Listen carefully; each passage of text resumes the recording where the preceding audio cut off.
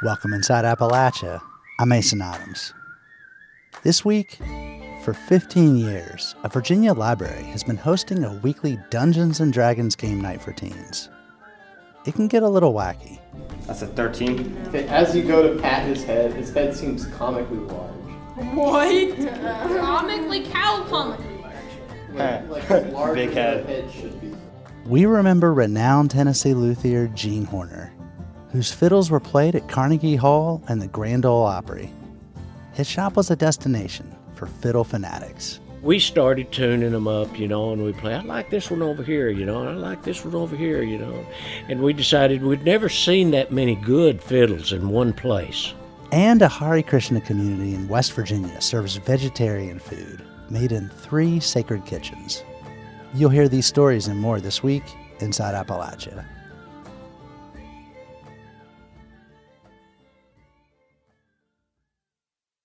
Support for this program is brought to you by Solar Holler, helping Appalachian businesses and nonprofits manage energy costs through solar power. Information at solarholler.com.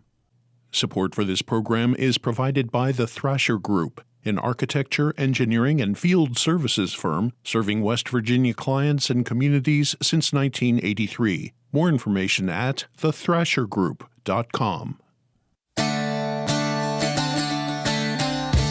Welcome inside Appalachia. I'm Mason Adams. Every week for the last 15 years, kids have gotten together at the Roanoke Public Library to play Dungeons & Dragons. As you're walking through the town, up to the palace, okay, you hear something approaching you in the distance. It sounds like this. And what? And it's getting louder. What, is it speaking a language? Can I move? Okay, and it's kind of a crowd of people. It's kind of like a busy, sort of marketplace in the middle of the village. There's kind of stalls and different people selling cabbages and selling watermelons and selling produce and peddling wares. And there's pickpockets probably around. But you can hear this sort of frantic screaming, and as you do, you can see sort of the crowd parting as this whatever it is approaching you. There's just this bleeding sound. Okay. Ah! I roll perception to see what it Yes. is. Dungeons & Dragons, or D&D for short, is a role-playing game that allows players to inhabit characters in a fantasy setting. They work together to battle monsters and find treasure, and to tell a shared story in which they're all the main characters. That's a 13. Okay, as you go to pat his head seems comically large. What? Comically large. Like as large Big as head. a head should be for Wait, hold on. I was just a like, man that size. I'm not sure if I should.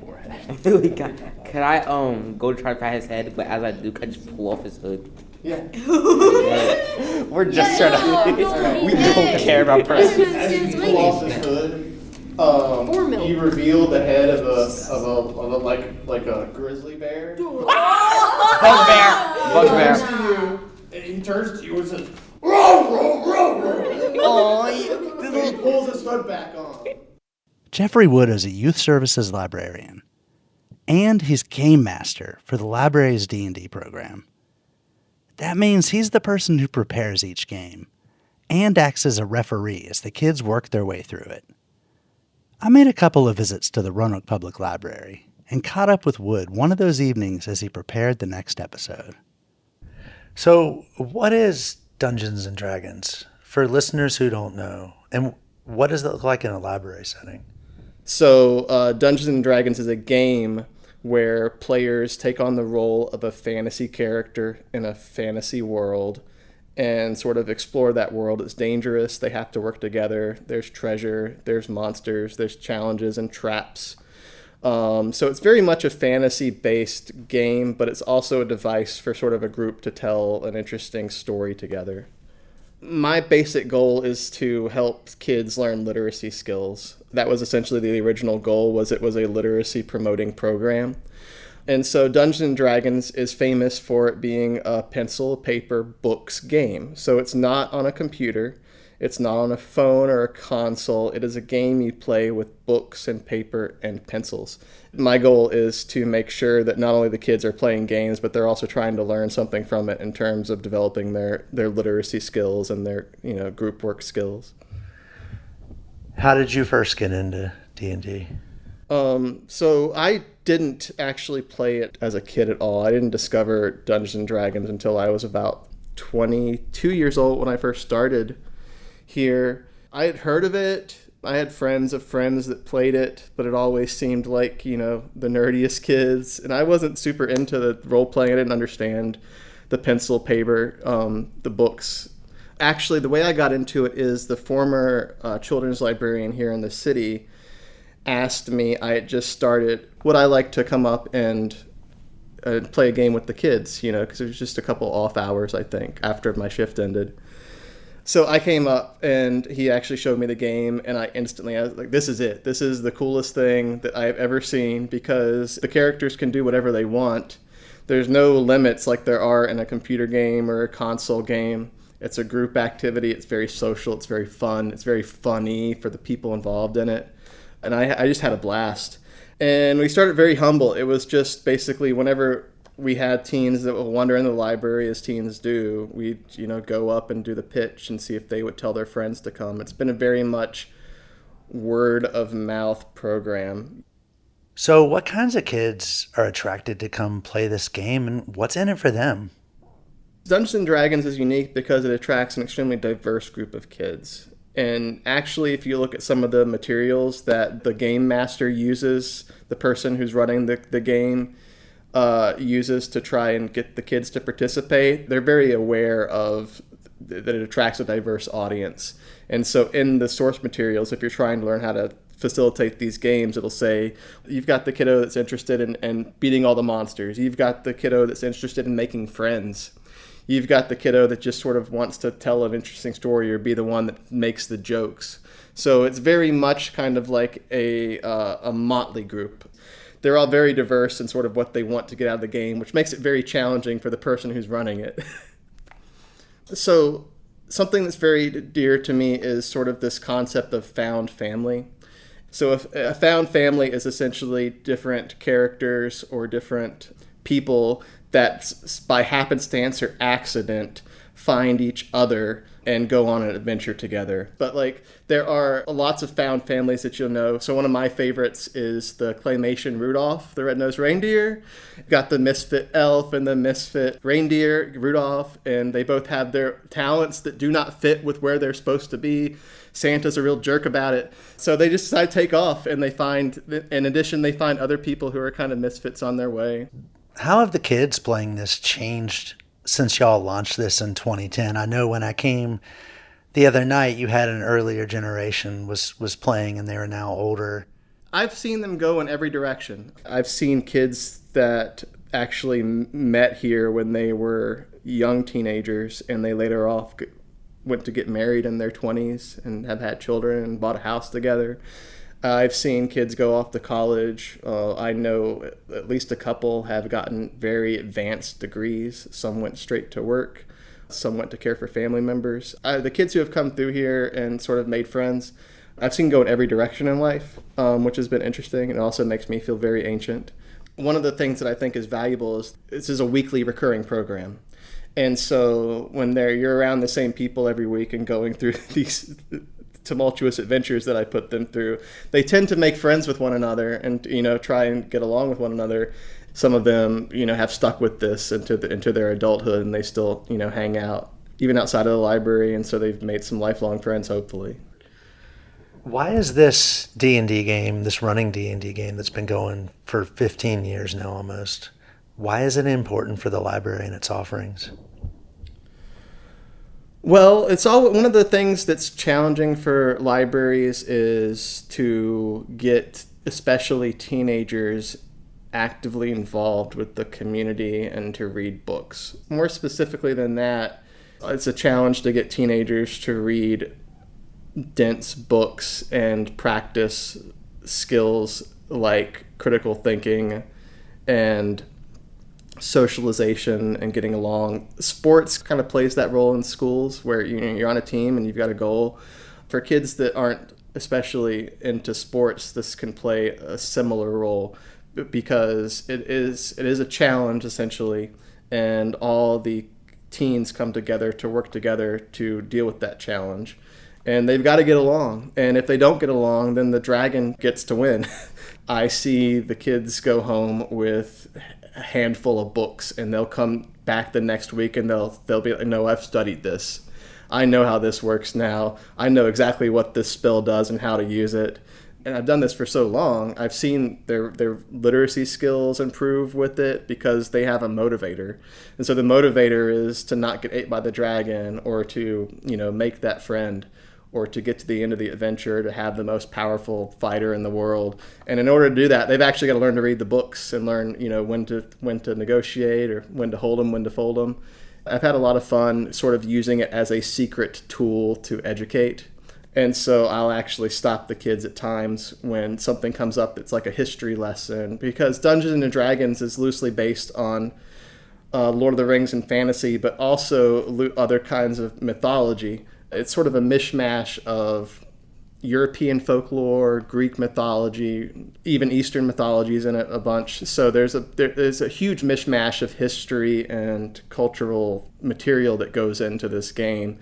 And so I get to actually stop the kids at times and say, no, there's a lesson. This is actually based on this sort of thing that happened, this real historical event.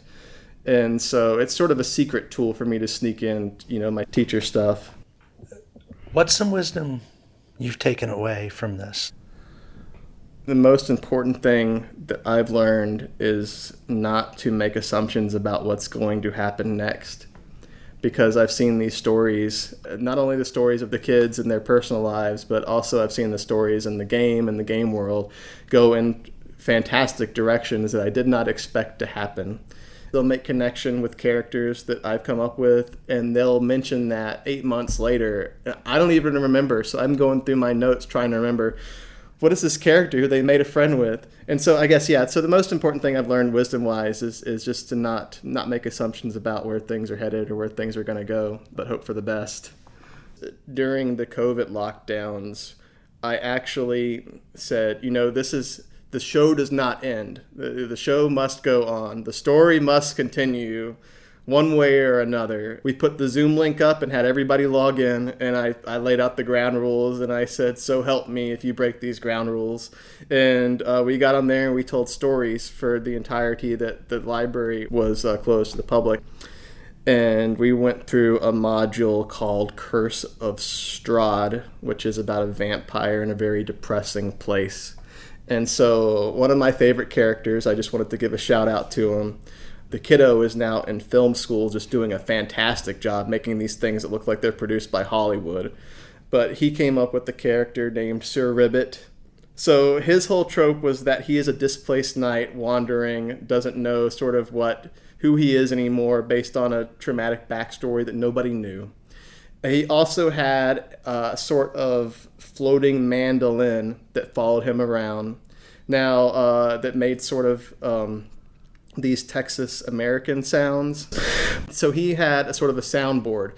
So the thing that's so funny is that whenever an abstract concept came up, if somebody mentioned the word peace or love or honor or kindness or goodness, this player would hit his soundboard and that mandolin would start playing, and he would launch into a monologue. And he'd be like, honor? What is honor? Is it good enough to stand and fight a man twice your size that you know to be a scoundrel? Or sneak him with the crossbow bolt and live to fight another day? What is honor even? And he would do that, not just with honor, but with just every abstract concept that we all argue about. Just charity? What is charity? Is it good to feed a hungry child, or let the hunger teach him to feed himself? And so he would just pull these out, just out of the blue. And, because the funny thing was, we never expected it. It would just come up in the story. Some concept would come up of we need to do the right thing, right? And then the mandolin would start playing. It was just so good. Such a good character. That was Jeffrey Wood, Youth Services Librarian at Roanoke Public Libraries, along with some of the teenagers who played Dungeons & Dragons there each week. Coming up, we remember a self-taught fiddle-making master craftsman. You're inside Appalachia. I'm Mason Adams.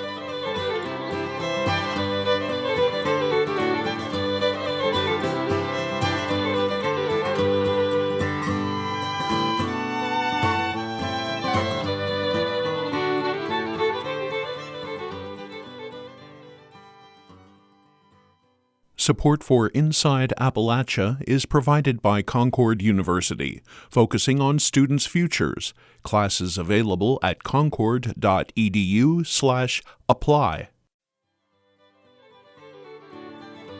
For more than 70 years, Tennessee fiddlemaker Gene Horner built instruments that have traveled across the country. His fiddles have been to Carnegie Hall, the Grand Ole Opry, and the Smithsonian. Horner's craft was shaped by his roots in Appalachia's Cumberland Plateau and his fascination with the great Italian violin makers of the 17th and 18th centuries. Horner died in January at age 91. Reporter Lisa Kaufman interviewed Horner at his workshop in 2023 and brings this remembrance.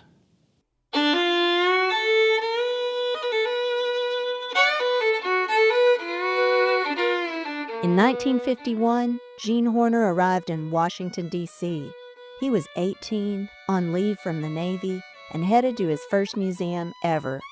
He'd come for fiddles. The train station, you could see the Smithsonian, and I went over to look at fiddles, and boy, they got them there, you know. Gene's obsession with fiddles had started a few years earlier at age 14. He'd found a broken fiddle in his grandfather's cabin in Westall, the cabin where Gene and his father before him were born. By the time Gene got that fiddle glued back together, he was hooked. 4 years later, he hoped the Smithsonian could help him figure out how fiddles were made. But that wasn't the case. You see, I didn't know enough. I was looking at a forest, but I couldn't see the trees. Months later, Gene was reading in his bunk on the Navy ship, and an advertisement in Popular Mechanics caught his eye. How to build a Stradivarius. He could order a manual for making a violin designed more than 200 years before by Antonio Stradivari, one of the world's greatest luthiers. Now is probably time to explain the difference between a fiddle and a violin. There isn't one. Not really. The difference lies in the way you string them, the kind of music you play on them. Or as Gene would later say, if I'm selling one to you, it's a violin. Violins cost more. In 1951, that Stradivarius manual offered details of fiddle making he'd hungered to understand. I've always been a great believer in books. And when I seen that little book advertised, I just ordered it. They sent it to the ship, and I'd study that thing. After the Navy, Gene came home to Westall, determined to make fiddles like that. Problem was, there was no one to teach him. So Gene kept reading. He read every book he could get his hands on about great European luthiers from centuries before. The Italian masters inspired Gene the most, especially Stradivari and his contemporary Giuseppe Guarneri. Gene pored over the details of their violins. Longtime friend and Grammy-winning fiddle player Kenny Sears says Gene had to rely on illustrations to learn his craft. Gene was very self-educated. He didn't have a lot of formal education, but he read all the time. And he looked at pictures and he studied them. And Gene began designing fiddles based on those pictures. He made his first fiddle the year he got out of the Navy. He said it left a lot to be desired. I made one that year. It'd give you nightmares to look at it. But I was learning. He just learned it the hard way, and he told me that he burned up a lot of fiddles in his wood stove in the shop. It just wouldn't, if they didn't suit him, he'd just make kindling out of them. Making a living was tough in Westall, and Gene and his wife Ann had 3 children to raise. To pay the bills, Ann worked at a sewing factory in another town, while Gene put in 12-hour days making cabinets and studying fiddles on the side. Gene's son Bruce recalls what a long shot it was for his father to earn a living making fiddles. Somebody making a fiddle in Westall? That's about as far out thing as you could think of to do around here. But Gene kept at it. It was painstaking work, especially without a mentor or money to back him. He had to improvise. Gene built his own workshop out of wood from an abandoned hotel that he bought and demolished. He made his own luthier tools, gouges and finger planes and chisels. Bruce says his dad was self-reliant to the core. I mean, that's what kind of man he was. He didn't, I don't know, it's just like you don't need money, you just need to be able to make something yourself. In between building cabinets, Gene taught himself the ins and outs of fiddle making. He learned to carve scrolls, tuning pegs, all the delicate arching of a fiddle body. The work was not just demanding, it was unforgiving, as Kenny Sears points out. There must be 1,000 things that has to be done to make one of these, from splitting the log to varnishing and rubbing it out. And if you just get one of them wrong, it ruins the whole thing. In time, that hard work paid off. Gene's fiddles stopped going in the wood stove. It took several of them, about 10, I guess, and lo and behold, I made one once. I've got it. Gene was particular about the wood he used. The high-end violin world believed that you couldn't make a good violin from American wood. Gene disagreed. He knew the Cumberland Plateau forests and the loggers who worked there. And when their saws buzzed into a piece of curly maple fine enough for a Gene Horner fiddle, they called him. Longtime friend Mike Whitehead remembers Gene's close connection with local loggers. He had special friends that would stop the sawmill operation long enough to roll that log off and move on to another one and call Gene, and he would come and sometimes buy the whole log. Sometimes loggers would bring Gene into the forest to see a special tree they'd found. So he knew the wood from the time it was a living tree until it was a finished instrument. Gene made other instruments, mandolins and banjos, even a cello. But in his mind, fiddle was king. Word got out about how good his fiddles were. Professional musicians started finding their way to Westall. Kenny Sears remembers his first sight of the shop. He came with a former bandmate, and they were awed by all the fiddles. We started tuning them up, and we play, I like this one over here, and I like this one over here, And we decided we'd never seen that many good fiddles in one place in our whole life. One striking quality of Gene's fiddles was their balance, clear and bright on the high notes, warm and rich on the low. It's a quality Kenny appreciates.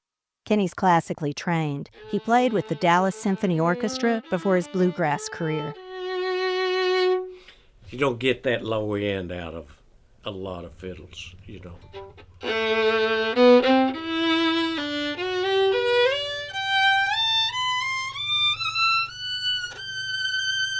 Usually when you get the low end is good, the high end is not.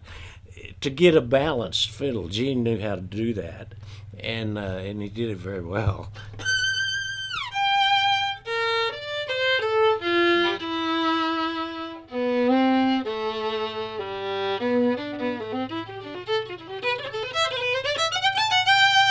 By the 1970s, Gene was finally making instruments full-time.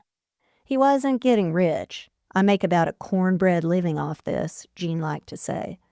But in the years that followed, he gained recognition. Professionals toured with his instruments. Gene became a staple artist at Dollywood's annual Harvest Fair. And 3 decades after he saw that fine violin collection in the Smithsonian, Gene made it back to the museum himself, demonstrating his craft during their Folklife Festival. In 2009, he earned the Governor's Arts Award in Tennessee. Gene didn't slow down. He kept turning out fiddles, somewhere between 200 and 500 in his career. He never really kept count. Then in 2022, a major blow came. Gene lost his wife, Ann, who'd supported his dream of making fine instruments all those years. 2 years later, Gene's health began to fail too. He died in January 2025. Just want to thank you, Lord, for every time. It's springtime in Westall, and the forsythia and redbuds are in full bloom. After a year of being mostly shuttered, Gene's shop is open again, this time for his memorial. Always been there. Close friends are gathered for one last round of music in the shop and to share memories of a man who changed their lives. They knew Gene as a master luthier and also as a generous teacher. 2 of Gene's apprentices, Casey Meikle and Austin Derryberry, remember how they found their way to Gene's shop. You know, I had heard of Gene before. I had never met him before, though. And so walking in here, it was just like walking into this magical land, you know? Really stepping in here was kind of the spark to understand that people did this kind of thing for a living. Over the next year, Gene mentored Casey and Austin. He'd show them a step, send them home, and teach them the next step when they were ready. They still laugh about a particular piece of advice he gave. I think he said the first 10 or 20 that you make, you should probably just throw in the fire. Yeah. Well, he said after that, you'll be getting somewhere. Austin went on to win the National Grandmaster Old Time Fiddling Championship, and he built more fiddles with Gene through a state arts program. Austin recalls being amazed at how, after almost 70 years of making fiddles, Gene's love of the craft never waned. His body was obviously here, but his mind was always somewhere else. He was always thinking of the next fiddle. Gene spent the last months of his life in a nursing home. His longtime friend Keith Williams remembers how Gene stayed focused on fiddles. He said, "I'd like to get back out the shop and make one more fiddle," he said. And Gene stayed as obsessed as ever with Stradivarius violins. Sometimes Gene and Keith joked about what they'd do if they could get their hands on a real Stradivarius. And I said, "Boy, I'd like to play that thing once." "What'd you like to do, Gene?" He said, "I'd like to take my pocket knife and take the top off of it and see what's in the middle of that thing." Oh. But here's the thing. During his career, Gene really did get to hold a Stradivarius. Just once. And no, he didn't take a knife to it. When Gene turned 70, his friend Kenny Sears took him to meet the concertmaster of the Nashville Symphony Orchestra. She had a Stradivarius on loan. When she pulled it out, Gene's eyes lit up. He was like a kid in a candy store, you know, and he studied it for the longest time. I could just see he was recording every knife stroke. Kenny had brought one of Gene's fiddles, too, and Gene got to hear his fiddle played next to a Stradivarius. And when she played them back to back, they sounded the same. And when I played them back to back, they sounded the same. So he was making fiddles every bit as good as Stradivari. Gene never forgot. Here he is after his 90th birthday in his busy, noisy shop, the last year it was open, still talking about that Stradivarius moment. I think of it every day, how beautiful it was. The craftsmanship was just a perfection that a machine could never get. And yet, you could see little flaws around. One F-hole was set just a little higher. One side of the scroll was carved just a little lower, but it didn't take away from its beauty. And all 300 years of patina formed on it. And just think of the shiniest thing you can think of, and it would outdo it. Now, at the memorial in his shop, Gene's friends honor him with music, playing tune after soaring tune. It's a fitting tribute to the man who became known as the Stradivari of the Cumberlands.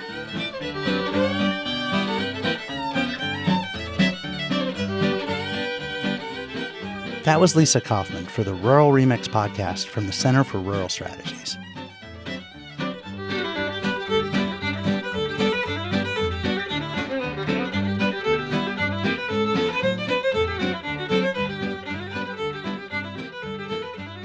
Last fall, Folkways reporter Zach Harold made a trip to the small town of New Vrindavan in West Virginia's northern panhandle. Good morning. Yes, good morning. It's a Hare Krishna community started in the late 60s. These days, the town is home to a few hundred permanent residents, but thousands of pilgrims visit each year. They come to worship in the temple and to visit the opulent Palace of Gold. But those main attractions were a pretty small part of Zach's trip. He ended up spending much of his time in the kitchen. 3 different kitchens, actually. This originally started as a feature piece on Govinda's, the restaurant here in New Vrindavan. I thought, Indian-inspired vegetarian restaurant in the middle of nowhere, West Virginia, got to be a story there somewhere. But as I learned more, I found there was more to this than just a restaurant. It turns out that food is central to the Hare Krishna faith, its traditions and worship. And Govinda's is just one part of that. Because we do everything with food. We cannot have a program without, food on the table, That's Vasudev, who runs Govinda's. So that's why they call us, the kitchen religion. So what started as a story about a restaurant turned into a story about 3 different kitchens here in New Vrindavan, each of which a little more sacred than the last. The restaurant kitchen. You can't really tell from the sound of it, but the cooks here at Govinda's are deep into prep for the lunch rush. Cooks are swarming around, stirring pots and chopping vegetables. There is a small TV in the corner playing Indian ragas. But there's no idle chit-chat at all, because the kitchen staff is trying to keep their minds on God. Whatever consciousness you have when you're preparing something, is that going to be translated into the food. And any energy that is in the food is going to go to people as well. So if you're cooking in a happy state, in a God consciousness state, people who is eating that are going to get the benefit. Vasu comes from a big Italian Catholic family in Buenos Aires, Argentina. So the kitchens he grew up in were anything but quiet. When he joined the International Society of Krishna Consciousness in college, he noticed Hare Krishna cooks did things a little differently. And it wasn't just about the volume level. And I remember the cooks, while they're cooking, they taste them, They taste and see, I say, okay, let me taste the salt, let me see, how spicy it is, But here we don't do that. You'll never see a cook in this restaurant tasting a sauce or even wafting the smell of a dish up to their nose. We offer to God, to Krishna, and then we'll taste it. When we're preparing something, we're preparing with a consciousness that we're offering this to God. Before human tongue tastes any of the food prepared here, one of the cooks will present samples of each dish before a small altar set up on top of one of the kitchen's coolers. The cook will then chant a mantra and ring a bell. They wait a few minutes, and then everyone else can enjoy the food as well. And then by doing that, you get the blessings. And then when you eat that, your body is not only get the nutrients that your body needs, but also the spiritual benefit as well. Govinda serves up a lot of this spiritually infused food, providing lunch and dinner to the dozens of pilgrims who visit each week. Much of the menu is Indian-inspired, and in keeping with Hare Krishna dietary restrictions, Govinda's serves only vegetarian food. It's a lot of healthy grains and legumes, like rice and lentils, and lots of fresh fruits and vegetables. The International Society for Krishna Consciousness actually runs the largest vegetarian food distribution program in the world. It's called Food for Life, and it was born from an experience Bhaktivedanta Prabhupada, the movement's founder, had when he was trying to build another temple in Mayapur, India. Prabhupada and his followers had cooked rice for the people there, serving it on leaves. After they were done, they threw those leaves into a pile. And I saw some kid looking into the trash for some food. In some tellings of the story, children had to fight stray dogs for the food. And he said, that's no good. So any person who lives around 10 miles of the temple should be fed by that. So out of that, a program called Food for Life was born. And right now it's all around the world. That's why, 7 days a week, 365 days a year, New Vrindavan provides a free breakfast and lunch to anyone who wants a seat at the table. whether you're a resident, a pilgrim, or just somebody who wants a meal. But that food does not come from Govinda's.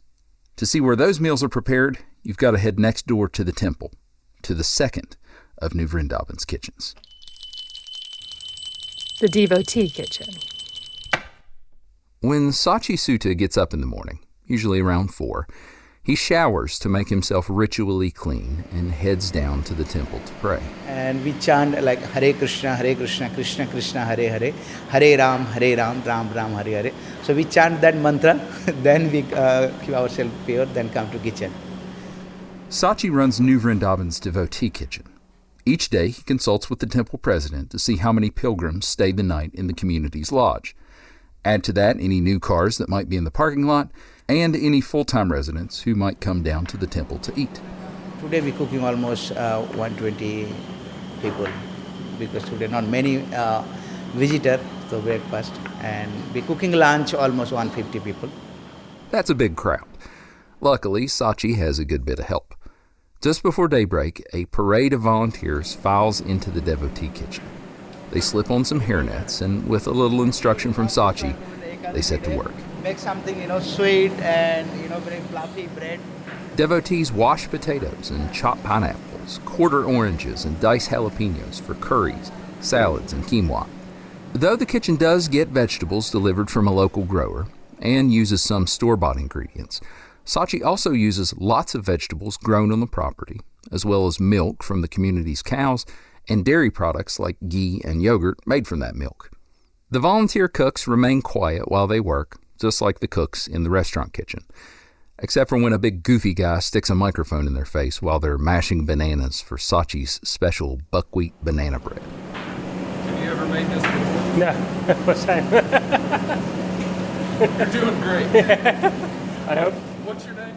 That's Anabuth, a devotee from Pennsylvania. He drove down today to spend his birthday at the temple. Today's volunteers come from all over: Pennsylvania, Connecticut, Michigan, Toronto, Canada. They've driven for hours and hours just to spend a few days here in the mountains. And Sachi said that's common. Devotees come to New Vrindavan from everywhere. People who can't make it to the holy places in India are able to come here and receive the same spiritual benefit. That gets same benefit in the India, whatever get that. That's why everybody come here. So it's no wonder that while these pilgrims are here, they're more than happy to roll up their sleeves and help out in the kitchen. When the food's done, Sachi plates a little sample of each dish into a small aluminum bowl. Those bowls go onto a 12-inch aluminum platter, which is placed before some fresh flowers and images of Krishna, his consort Radha, and Prabhupada. Then Sachi offers the food to Krishna with the ringing of a bell and the chanting of the mantra.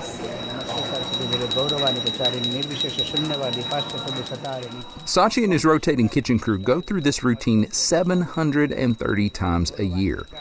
But there are some jobs around here that volunteers can't do, aren't allowed to do. Just down the hall from the devotee kitchen, behind a closed but unassuming door, is another kitchen. Normally, only the most committed devotees are allowed inside, but they made an exception for us, so I could take you into the kitchen where God's food is prepared. The deity kitchen. The cooks in New Vrindavan's restaurant and devotee kitchens try to use the best ingredients in their cooking, but here, everything is held to a higher standard. Except for like olive oil and lemon juice, you won't find like anything like canned or preserved in here. That's Anuradha M. Singh, the communications director. Everything is made fresh. Like they make fresh cheese every single day. And it's not just the ingredients. The pots, pans, and utensils used in the deity kitchen are used here and nowhere else. They don't even share a dishwasher with stuff from the other kitchens. Instead of the stainless steel serving dishes used in the restaurant and devotee kitchens to offer the food to Krishna, here he dines from serving dishes made of pure silver. Everything is set aside for God, including the chef. The idea is meditate in Krishna. Everything you're doing is offer for Krishna. No? I'm very happy cooking for that deity. Yeah. Rohini Kumar is from Peru. He's known as a twice-initiated devotee. He's taken additional vows to the faith, and as such has a special mantra that he chants 3 times a day. That allows him to prepare food for Krishna in this sanctified kitchen space. No, every day coming, I see different vegetables. No have menu for day. No? You let the ingredients tell Yeah, you what yeah. to cook. Yeah. He gets a fruit salad, you know. He gets like a little savory curry, and he might get like, you know, a puri, like some kind of bread, some kind of Indian bread. Once everything was ready, Rohini transferred the food to those silver serving dishes. All plated up, it looks like an appetizer platter that someone ordered as their lunch. And now, it's ready for the table.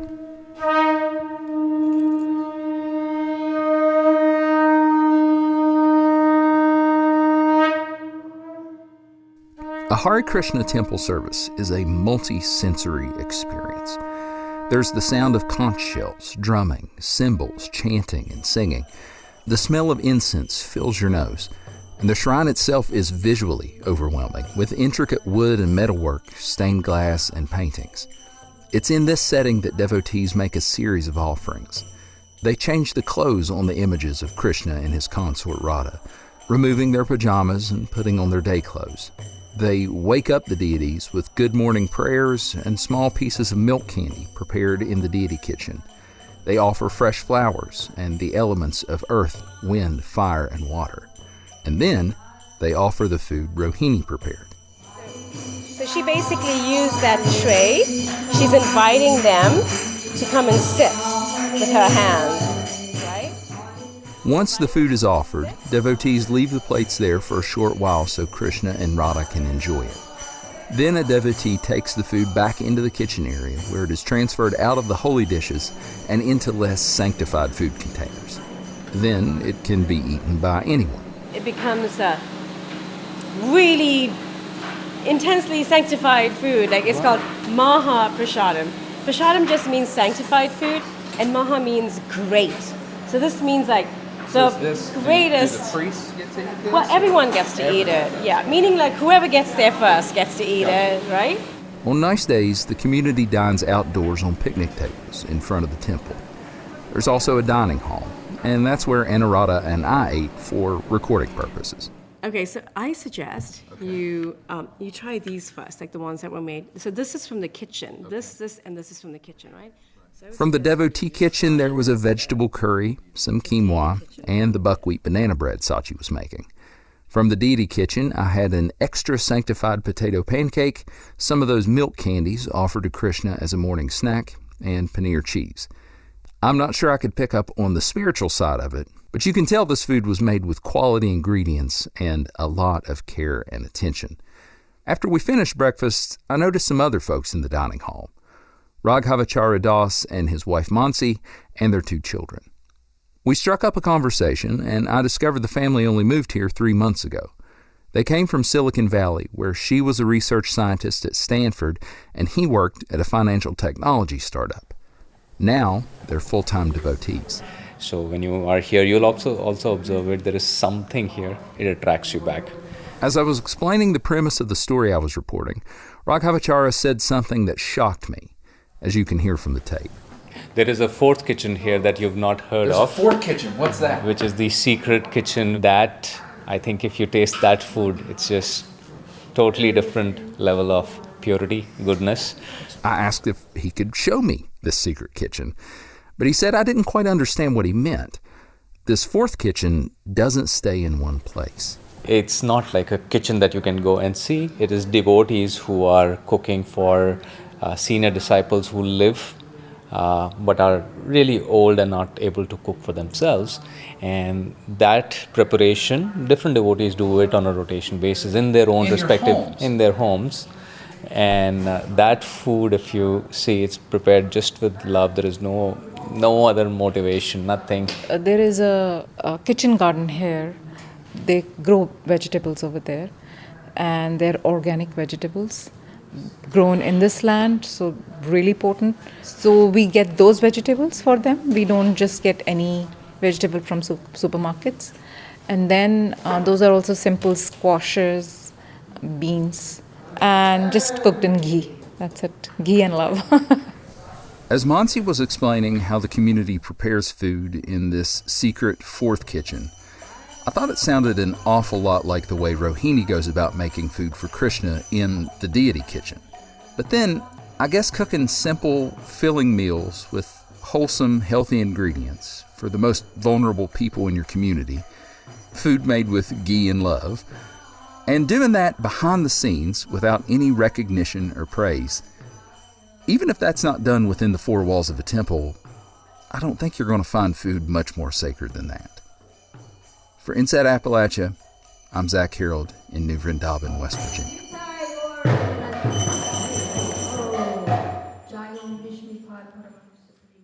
That story is part of our Folkways reporting project, which covers arts and culture in our region. You can find more Folkways stories at our website, wvpublic.org.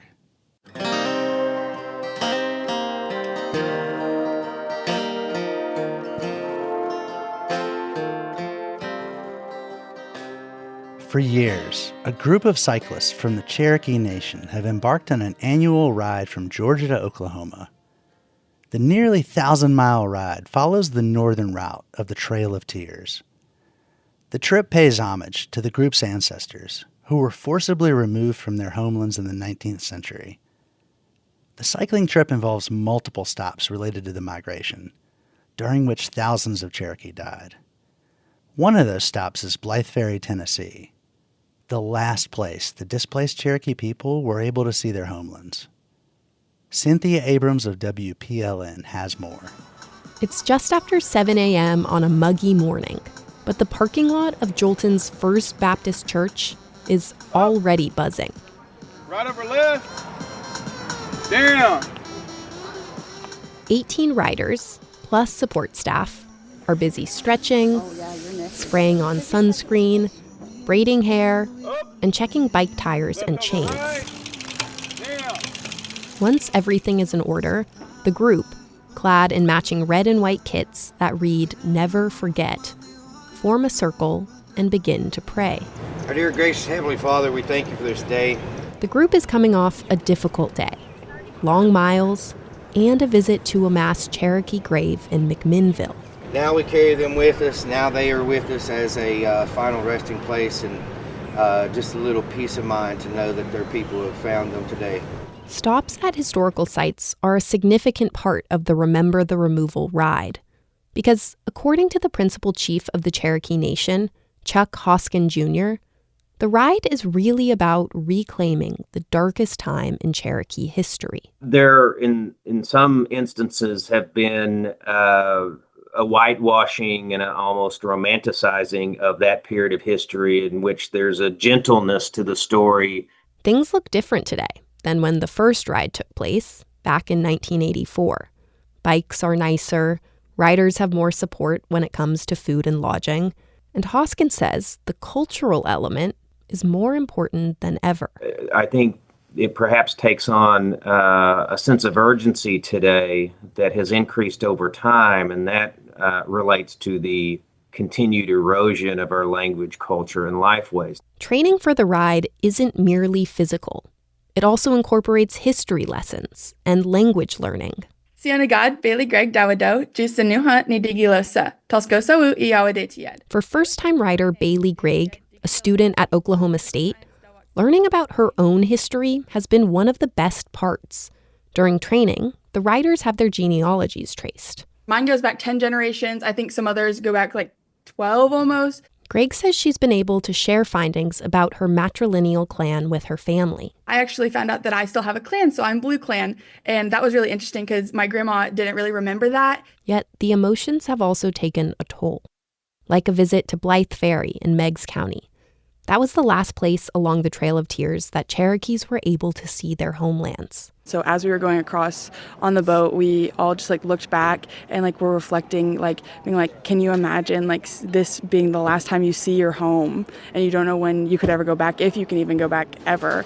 And so it was just a very emotional day. We all cried, but I think it brought us all together. The group is about a week away from reaching the finish line of Tahlequah, Oklahoma. Until then, they continue to start every morning the same, joining hands, praying, and calling out a war cry. Stop! Cynthia Abrams, WPLN News.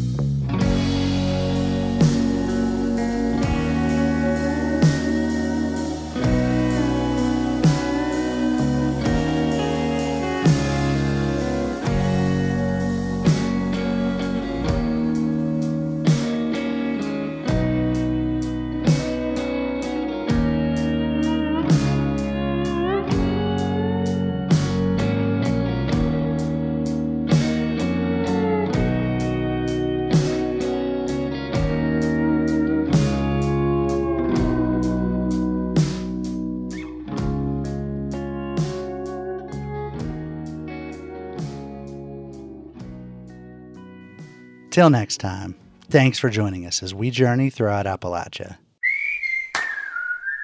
Our theme music is by Matt Jackford. Other music this week was provided by Gene Horner, Eric Vincent Huey, Keith Williams and Mina Bell Williams, Jeff Ellis, and Hello June. Bill Lynch is our producer. Abby Neff is our associate producer. Our executive producer is Eric Douglas. Kelly Libby is our editor. Our audio mixer is Patrick Stevens. We had help this week from Folkways editors Nicole Musgrave and Chris Julin. You can find us on Instagram @InAppalachia. You can also send us an email to insideappalachia@wvpublic.org. Visit wvpublic.org/InsideAppalachia to subscribe to our newsletter and stream all of our stories. Or look for Inside Appalachia on your favorite podcast app. Inside Appalachia is a production of West Virginia Public Broadcasting.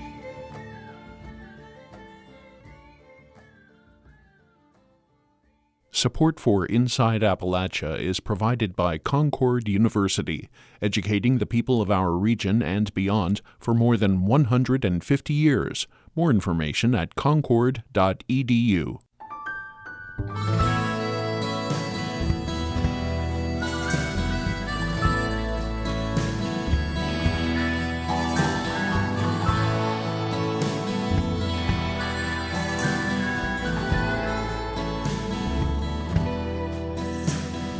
Desert sky, dream beneath the desert sky.